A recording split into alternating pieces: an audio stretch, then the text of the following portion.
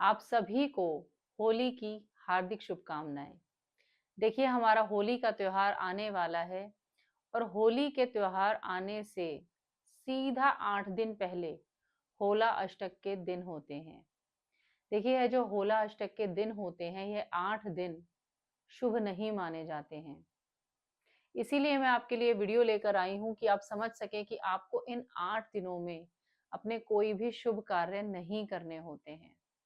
जो हमारे यह जो होला अष्टक की जो तिथि है, वह 7 मार्च से शुरू होकर 13 मार्च को खत्म हो रही है। तो इस समय में यह जो 8 दिन हैं, इन 8 दिनों में आप ज़रूर सावधानी बरतें। देखिए, अगर आप इन दिनों को अवॉइड नहीं करते हैं, कोशिश कीजिए कि अगर आप अवॉइड कर सकें, और अगर आप अवॉइड नहीं करते हैं, तो इन दिनों में किए गए जो हमारे काम हैं, उनके रिजल्ट्स मोस्टली नेगेटिव इफ़ेक्ट देते हैं। चाहे उस समय ना दें, पर इन फ्यूचर वो हमें किसी ना किसी तरीके का नेगेटिव इफेक्ट्स दे सकते हैं। अब देखिए, जैसे शुभ कार्य हमारे, शादी हो गई, हमारे 16 संस्कार हो गए, जैसे कि मुंडन है, बच्चे का नामकरण है, तरह तरह के जो संस्कार हैं वह भी इस समय में नहीं करने चाहिए। नई गाड़ी, नया घर, यह भी नहीं खरीदना चाहिए।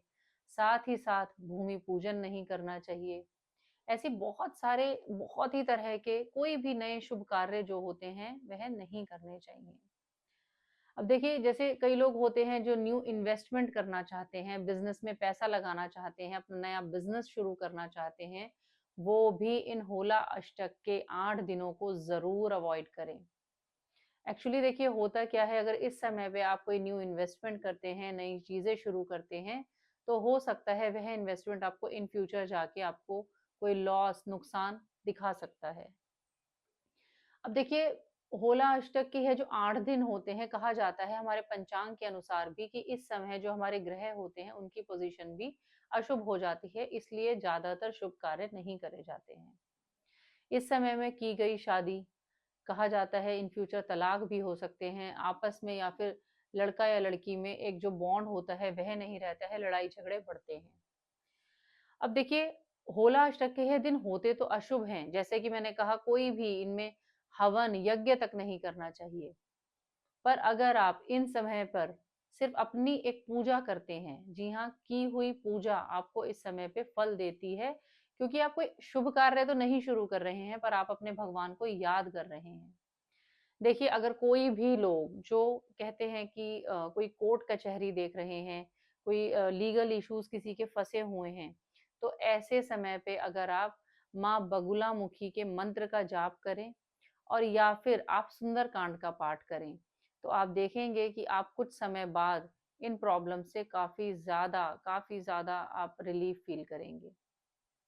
उसके बाद देखिए, अगर कोई आपके परिवार में, आपके कोई घर में कोई बहुत ज़्यादा बीमारियाँ देख रहा है, हेल्थ इश्यू देख रहा है, तो ऐसे समय में, यानी कि इन 8 दिनों में किया गया महामृत्युंजय मंत्र का जाप उस इंसान को उस बीमारी से काफ़ी हद तक रिलैक्स करेगा, और साथ ही साथ अगर किसी पर अकाल मृत्यु का एक डर बना हुआ है, तो वह भी काफ़ी हद तक कम होता है। कई लोग होते हैं जो रिलेशनशिप में प्रॉब्लम्स देख रहे हैं, या साथ ही साथ वह इस तरीके की चीजें देखते हैं कि आपस में बॉन्ड नहीं है, या लड़ाई झगड़ा बढ़ता जा रहा है, तो ऐसे में आप गौरी माता की आरती, जी हाँ, गौरी माता की आरती करें, और लास्ट में भगवान शिव और माता पार्वती से अपने रिलेशनशिप को मजबूत करने के लिए आप प्रे करें, तो उसका भी आपको जरूर अच्छा फल मिलता है। अब देखिए, कई लोग होते हैं कि जो लाइफ में हर्डल्स देख रहे हैं, प्रॉब्लम्स देख रहे हैं, या फिर बहुत बार वो लाइफ में चीजें कर रहे हैं, पर साथ ही साथ उनको हार देखनी पड़ती है, उनकी वो चीजें, वो काम बन नहीं रहे हैं। तो ऐसे में आप जरूर ध्यान दें कि आप हनुमान अष्टक का पाठ करें। जी हाँ, जब आप यह पाठ करते हैं तो आपको भगवान हनुमान का आशीर्वाद मिलता है, और साथ ही साथ आपकी हर्डल्स, प्रॉब्लम्स भी खत्म होती हैं। देखिए, यह जो मैंने सारे उपाय बताए हैं, यह हमारे भगवान के पाठ हैं, पूजा हैं। जब आप इनको करते हैं, तो यह जो होला अष्टक का नेगेटिव टाइम होता है, यानी कि जो अशुभ समय होता है, उस समय को काटने के लिए और उस समय की नेगेटिविटी को भी कम करने के लिए कहा गया है। तो आई होप आप यह जो मैंने आपको पाठ बताए हैं, वह आप ज़रूर करेंगे, और इनसे आपको बहुत अच्छा फल भी मिलेगा।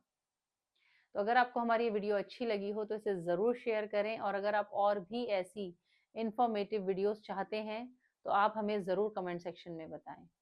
Thank you.